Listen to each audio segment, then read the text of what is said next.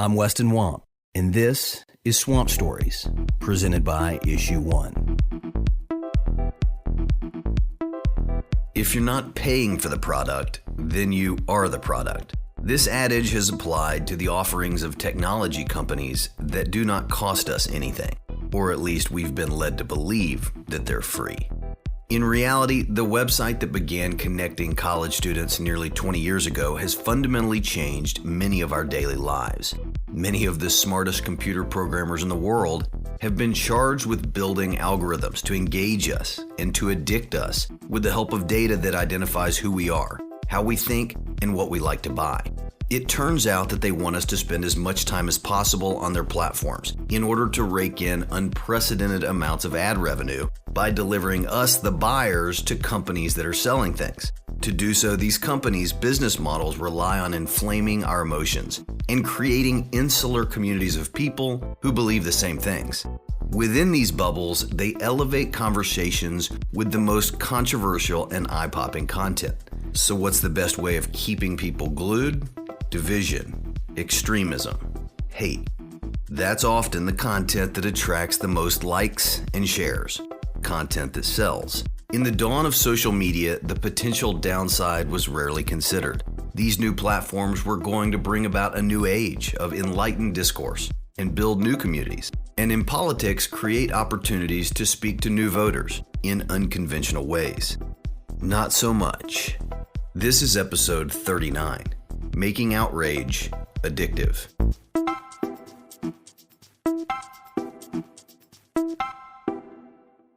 In order to assess the evolving impact of technology on our democracy, it's necessary to understand how social media platforms and the algorithms that power them consume so much of our personal time. I spoke to a couple of the leading voices who are raising concerns and proposing solutions. David J. is the Chief Mobilization Officer at the Center for Humane Technology. We've seen tremendous innovation come out of the technology industry, and a huge amount of that innovation has been focused on what's called engagement. It's been thinking about how do we get people to spend a little bit more time on our site? How do we get them to click the button that we want them to click? How do we get them to upload the videos we want them to upload?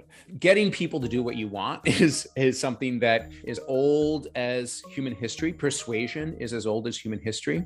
We are a decade, little more into a unprecedented experiment in the automation of persuasion, where we are engaged in a race to the bottom of the brainstem, where the smartest minds of a generation all over the world are designing thousands and thousands and millions of experiments to figure out how we can get a little bit further into everyone's mind and a little bit better at getting them to do the thing that we want. Our brains have evolved slowly over millennia.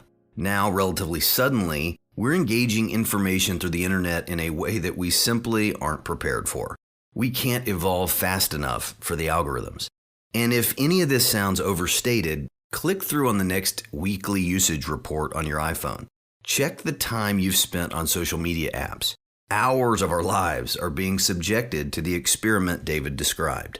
As a father of 4 young children, I can't help but fear that they're growing up in a world where they won't have a point of reference prior to the experiment. When it comes to the struggles that especially younger generations feel on social media, it's not, an issue of personal will or parenting. I mean, I see it with my nieces and nephews. I see it with cousins. Camille Carlton is a colleague of David's at the Center for Humane Technology. I just really want to emphasize that platforms are intentionally designing products to be addictive and to keep youth on. The success that tech companies have keeping youth on their platforms is stunning. So the influencer is now the fourth highest career aspiration among elementary school students. And the thing that we sit with at the Center of Humane Technology is that these tactics that are really good at drilling into the brainstem, really good at getting people's attention, and really good at shifting people's behavior, not only are they terrifying because technology that can shift what we think and how we behave is terrifying, they're terrifying because they have unintended consequences. The same tactics that get someone to look at a screen all day may undermine their ability to form meaningful relationships with their peers. They may result in a feeling of social isolation. They may result in anxiety. The same algorithms that amplify the most compelling content may make it so that cyberbullying within a school is heavily amplified, and you have an effect of sort of pylons of people who are seen as vulnerable that can have really profound negative consequences. The proverbial pylon David references points to the way the algorithms prioritize certain types of content. And frankly, there's growing evidence that the algos prefer problematic content. And one good example of this is research by an ally of ours named Dr. Damali Crockett at Yale. And Dr. Crockett looked at what emotional triggers were likely to get someone to hit a share button, both through, I believe, research on Twitter and through research in a lab. And what she found was that there were two emotions that were kind of neck and neck for the most likely to get someone to share something. The first was a sense of sort of joy, like the equivalent of sharing a cat video. And the second was a sense of moral outrage, especially moral outrage against an outgroup. When you combine an algorithm that rewards outrage and a business model that incentivizes creators based on popular content, you have a toxic situation. If I'm posting content and what I want to do is create content that's engaging, if I post content that triggers a sense of moral outrage, especially against people who are seen as an other, that's the content that's going to get pushed to the top. So that's the content that I, as a creator, I'm going to get trained to create. If I am looking at content, then because that content that triggers a sense of moral outrage is what's amplified, increasingly the only thing I see about an outgroup, say a political party that I don't agree with, is content that may or may not be true, but that triggers my sense of outrage about them. Unfortunately, it's this social media dynamic that has fueled extremist groups in recent years. We have also seen from the Wall Street Journal that 64% of extremist group joins, and this was, I believe, several years ago, were due to group recommendations, because the groups that were highly engaging were the groups that triggered a sense of moral outrage. There's a similar study that said that each word of moral outrage added to a tweet, or words of moral outrage added to a tweet, increased the rate of retweets by 17%. So there is it's not hard to imagine how a attention economy that rewards this sense of othering and outrage creates an environment in which finding shared understanding and operating effectively as a democracy becomes increasingly difficult.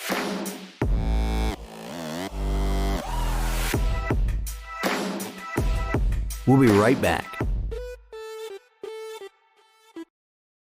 All right, let's get back to it. Nora Benavidez is a senior counsel with Free Press, where she manages the organization's efforts around platform and media accountability to defend against digital threats to democracy. With the digital age, of course, what we've seen is that there has been not just, an increase in opportunity to engage with each other and the ability to express ourselves, to connect you and me or you and another person across the globe, but that there are other maligned forces behind many of these forms of communication.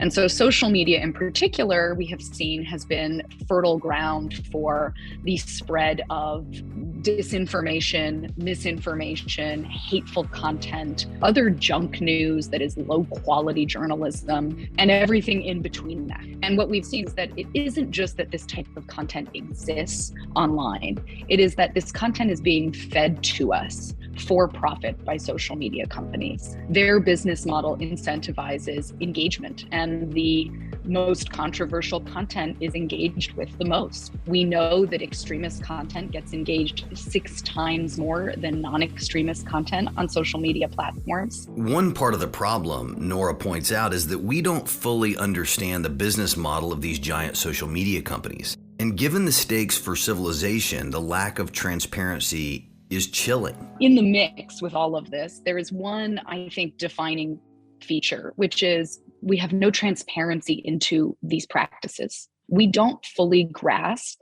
what Weston's feed looks like versus Nora's feed. And so I'm living my reality and it's wonderful. And I love my Twitter feed.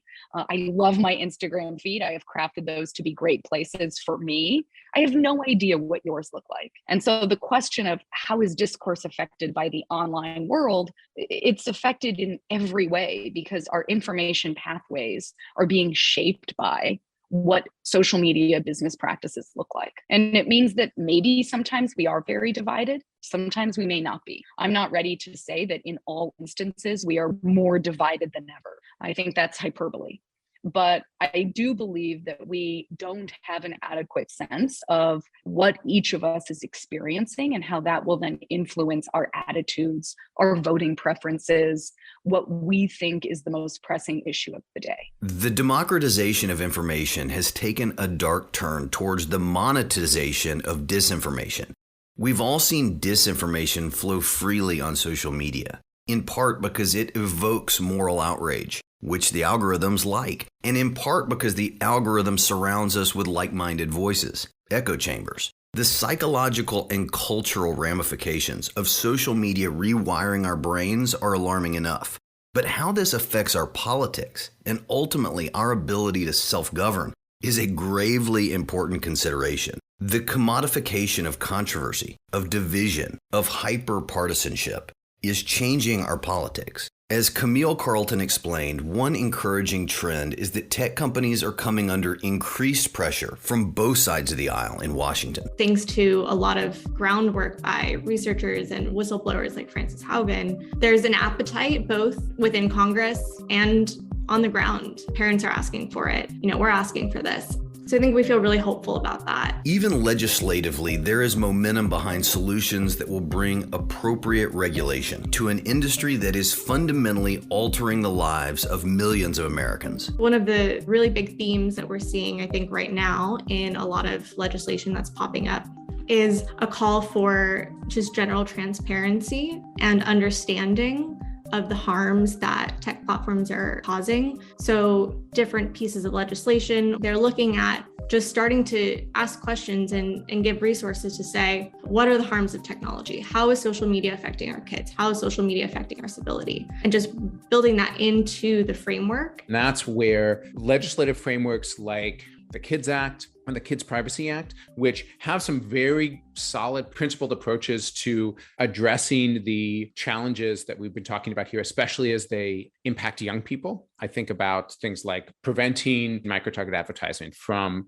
being targeted at young people. That's a really important example. They also include components like funding the FTC to be able to better build out the capacity to regulate technology going forward, because I think having that sort of regulatory capacity where people can keep up with the speed of innovation is going to be really critical. As Nora explained to me, finding solutions to these problems is going to be complex, from education efforts to demanding accountability to the public. And of course, we're going to need more transparency. The path has to be interdisciplinary. It can't be a single sector or a single set of actors that are working on this alone. And so I often try to propose we need direct interventions, the individual media literacy training that you or I might need to be able to gird against and identify misleading content online.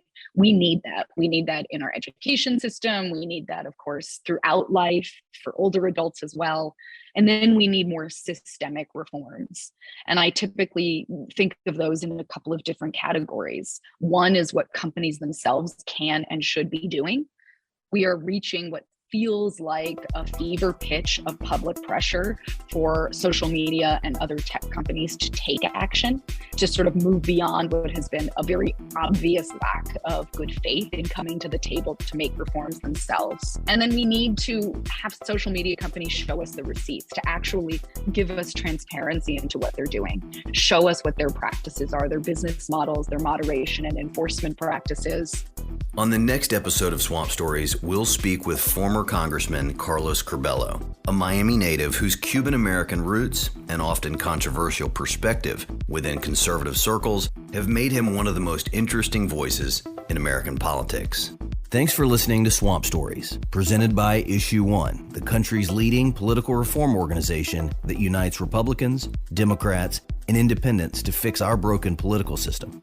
Please subscribe to the podcast and share it with your friends. Even better, rate and review it on iTunes to help us reach more listeners. You can find out more at swampstories.org. I'm your host, Weston Wamp. A special thank you to executive producer Ethan Rome, senior producer Evan Ottenfield, producer Sydney Richards, and editor Parker Tant from parkerpodcasting.com. Swamp Stories was recorded in Tennessee, edited in Texas, and can be found wherever you listen to podcasts.